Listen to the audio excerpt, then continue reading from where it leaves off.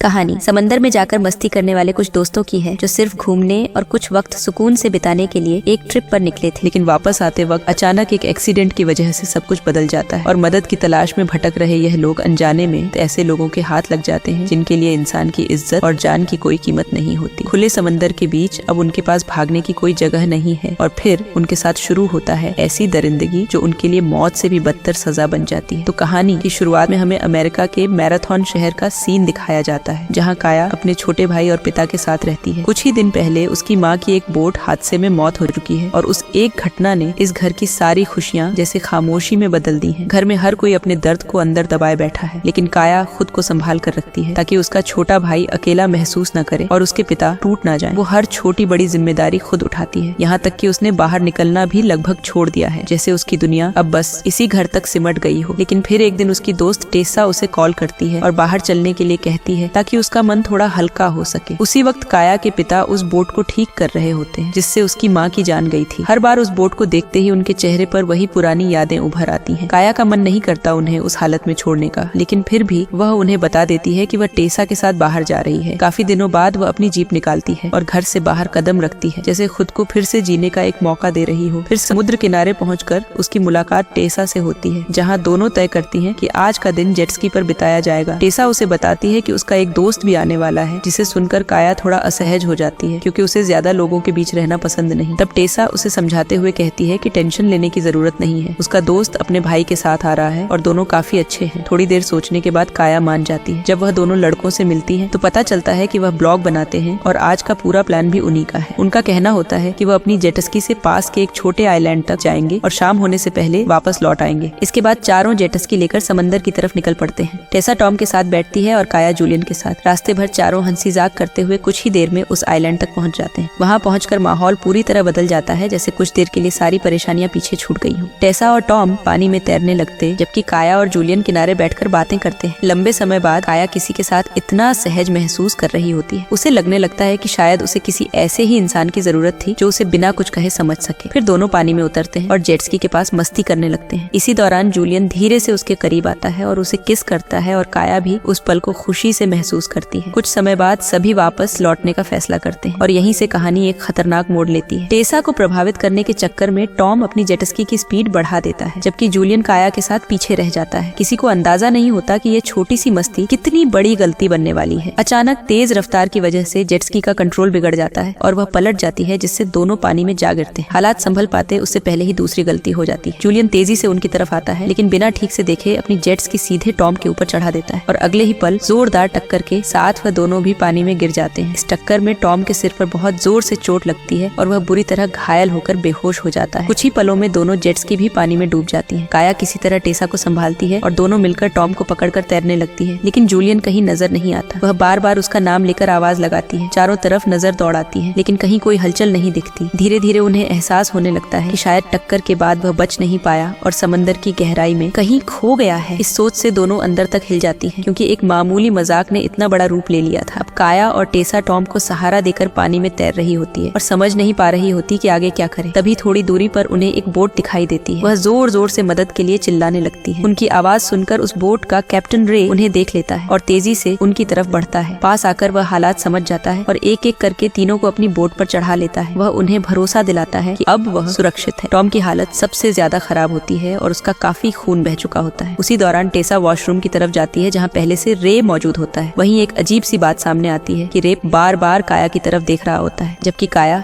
बाहर टॉम को संभाल रही होती है। काया टेसा को आवाज देती है, लेकिन अंदर से कोई जवाब नहीं आता। जब काफी देर तक वह बाहर नहीं आती तो काया खुद अंदर जाती है। वहाँ रे कुछ तैयार कर रहा होता है, जैसे किसी कॉटन पर कोई दवा लगा रहा हो। काया को लगता है कि वह शायद घाव साफ करने के लिए दवा तैयार कर रहा है, इसलिए वह बिना शक किए वहीं खड़ी रहती है। लेकिन अगले ही पल सब कुछ बदल जाता है। रे अचानक उसी कॉटन को काया के चेहरे पर दबा देता है और कुछ ही सेकंड में वह बेहोश हो जाती है। अब साफ हो जाता है कि रे वैसा इंसान नहीं है जैसा वह दिख रहा था। काया के बेहोश होते ही वह उसे एक बड़े कंटेनर में डालकर बंद कर देता है और ऊपर से लॉक लगा देता है। वहीं टॉम को वह उसी हालत में छोड़ देता है जहाँ वह पड़ा हुआ था। कुछ घंटों बाद जब काया की आंख खुलती है तो वह खुद को एक बंद और अंधेरी जगह में पाती है और घबरा जाती है। पास में टेसा भी बेहोश पड़ी होती है, जिसे वह हिलाकर उठाती है। वह जगह एक कमरे की तरह लग रही होती है और वहाँ के हालात देखकर साफ समझ आता है कि इससे पहले भी कोई यहाँ फंस चुका है। दीवार पर लकड़ी से किसी ने हेल्प लिख रखा होता है, जैसे किसी ने यहाँ से निकलने की आखिरी कोशिश की हो। कमरे में पड़े गद्दे पर खून के निशान होते हैं और आसपास लड़कियों के बाल भी दिखाई देते हैं। ये सब देखकर काया और टेसा समझ जाती है कि वह इस जाल में फंसने वाली पहली लड़कियां नहीं है। टेसा डर के मारे रोने लगती है और कहती है कि काश वो इस आइलैंड पर आई ही ना होती, लेकिन अब पछताने का कोई फायदा नहीं था। उन्हें किसी तरह यहाँ से निकलने का रास्ता ढूंढना ही होगा। एक दिन बीत जाता है और अगली सुबह ऊपर का दरवाजा खोलता है। वह एक बाल्टी में सड़ी हुई मछलियाँ लाकर उनके सामने रख देता है और कहता है कि यही उनका खाना है। काया उससे विनती करती है कि उन्हें छोड़ दिया जाए, क्योंकि उन्हें डॉक्टर की जरूरत है और उसके घर में उसका छोटा भाई है जिसे उसकी जरूरत। लेकिन रे सख्त लहजे में कहता है कि यह उसकी बोट है और यहाँ वही होगा जो वह चाहेगा। अगर उन्होंने भागने की कोशिश की तो वह उन्हें मारकर मछलियों को खिला देगा। इतना कहकर वह दरवाजा बंद कर देता है। इसके बाद वह ऊपर बैठकर मछलियाँ काटता है और बिना पकाए ही उन्हें खाने लगता है, जैसे उसे किसी चीज का डर ही नहीं हो। इधर काया और टेसा डरी हुई होती हैं और समझ नहीं पाती कि आखिर उन्हें क्यों कैद किया गया है। दूसरी तरफ टॉम अब भी घायल हालत में पड़ा हुआ होता है, जैसे उसकी जिंदगी बस किसी तरह चल रही हो। फिर दोपहर के वक्त अचानक एक जहाज की आवाज सुनाई देती है। काया और टेसा भी उस आवाज को सुन लेती हैं और उन्हें उम्मीद होती है कि शायद कोई मदद के लिए आया है। उन्हें लगता है कि शायद अब वह बच सकती हैं, लेकिन हकीकत कुछ और ही थी। दरअसल वह एक डॉक्टर था जो अपनी बड़ी शिप को दूर रोककर छोटी बोट से यहाँ आता है और सबसे पहले उसकी नजर टॉम पर पड़ती है, जो अब मौत के बिल्कुल करीब पहुंच चुका था। वह आदमी टॉम को देखकर ठंडी आवाज में कहता है कि इसमें अभी जान बाकी है, इसीलिए यह भी उनके काम का है। इसके बाद वह रे के साथ नीचे आता है, जहाँ काया और टेसा एक कोने में सिमटी हुई बैठी होती है, जैसे डर ने उन्हें जकड़ लिया हो। वह खुद को डॉक्टर बताते हुए उनसे पूछता है कि किसे चोट लगी है, ताकि वह देख सके। टेसा हिम्मत करके आगे बढ़ती है और वह उसका चेकअप करने लगता है,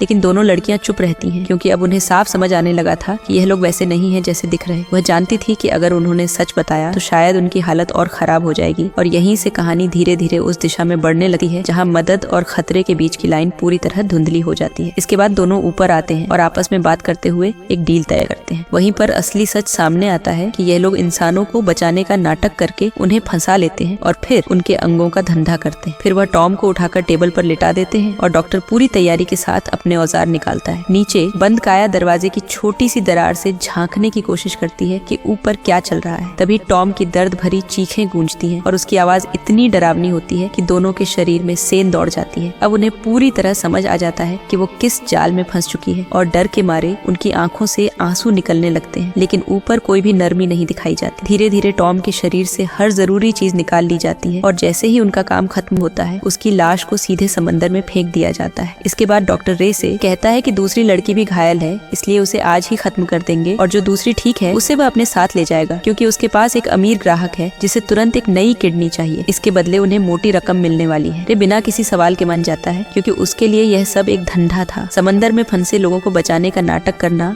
और फिर उन्हें बेच देना, यही उसका असली काम था। कुछ समय बाद दोनों फिर से नीचे आते हैं और इस बार टेसा को पकड़कर ऊपर ले जाने लगते हैं। काया उन्हें रोकने की कोशिश करती है, लेकिन रे उसे जोर से मारकर बेहोश कर देता है। थोड़ी देर बाद जब काया को होश आता है तो उसे ऊपर से टेसा की चीखें सुनाई देती हैं। इससे उसे समझ आता है कि अभी देर नहीं हुई है। अगर वह जल्दी कुछ करे तो शायद उसे बचाया जा सकता है। वह इधर उधर देखती है और कंटेनर के अंदर लगे एक छोटे फैन को निकालने की कोशिश करती है। पूरी ताकत लगाकर वो उसे ढीला कर देती है और आखिरकार उस रास्ते से बाहर निकल आती है। उसी दौरान ऊपर टेसा के हाथ पैर बांध दिए जाते हैं और उसे जबरदस्ती टेबल पर लिटा दिया जाता है। डॉक्टर उसे बेहोश करने की तैयारी कर रहा होता है। वहीं दूसरी तरफ काया चुपचाप रे के कमरे तक पहुंच जाती है, लेकिन तभी रे वहां आ जाता है। काया तुरंत खुद को बचाने के लिए नीचे इंजन रूम में छिप जाती है। जैसे ही रे वॉशरूम में जाता है, काया बाहर निकलती है और जल्दी जल्दी कुछ ऐसा ढूंढने लगती है जिससे वह टेसा को बचा सके। तभी उसकी नजर एक स्पीयर गन पर पड़ती है। वह उसे उठाती है। हाथ थोड़े कांप रहे होते हैं, लेकिन फिर भी वह खुद को संभालती है और धीरे धीरे बाहर की तरफ बढ़ती है। फिर वह डॉक्टर के सामने पहुंचती है और स्पीयर गन सीधा उसकी तरफ तान देती है। डॉक्टर उसे देखकर चौंक जाता है, लेकिन तुरंत बातों से उसे बहकाने की कोशिश करता है कि वह एक डॉक्टर है और उसे मारना गलत होगा। लेकिन काया इस बार कोई रिस्क नहीं लेती और बिना देर किए ट्रिगर दबा देती है। गोली लगते ही डॉक्टर लड़खड़ा जाता है और कमजोर पड़ने लगता है। इसी मौके का फायदा उठाकर काया जल्दी से टेसा के हाथ खोलने लगती है ताकि वह खुद को आजाद कर सके। तभी घायल डॉक्टर गुस्से में काया पर झपट पड़ता है और उसका गला दबाने लगता है। काया सांस के लिए संघर्ष कर रही होती है, लेकिन उसी समय टेसा अपना दूसरा हाथ भी खोल लेती है। वह तुरंत पास पड़ी चाकू उठाती है और पूरी ताकत से डॉक्टर की गर्दन पर वार कर देती है। कुछ कदम लड़खड़ाने के बाद डॉक्टर बुरी तरह तड़पता है और वहीं दम तोड़ देता है। इसके बाद दोनों बिना एक पल गवाए वहाँ से भागने लगती है, क्योंकि उन्हें पता था कि रे किसी भी वक्त वापस आ सकता है। उनके भागते ही रे वहाँ पहुँचता है और डॉक्टर की लाश देखकर तुरंत समझ जाता है कि कुछ गलत हो गया है। वो चारों तरफ उन्हें ढूंढना शुरू कर देता है और सबसे पहले एयरबोर्ड की हवा निकाल देता है ताकि वह उससे भाग ना सके। लेकिन काया और टेसा पहले ही फैसला कर चुकी थी कि वह पानी के रास्ते डॉक्टर की शिप तक जाएंगी। रे ऊपर आकर फ्लैशलाइट जलाता है और दूर उन्हें तैरते हुए देख लेता है। वह जल्दी से अपना बोट चालू करने की कोशिश करता है, लेकिन इंजन स्टार्ट ही नहीं होता। नीचे जाकर देखता है तो पता चलता है कि वायर काट दी गई है। ये काया का पहले से सोचा हुआ प्लान था, क्योंकि उसे अंदाजा था कि रे उनका पीछा जरूर करेगा। कुछ देर के लिए रे बिल्कुल शांत हो जाता है और उन्हें पकड़ने का नया तरीका सोचने लगता है। उधर टेसा की हालत खराब हो रही थी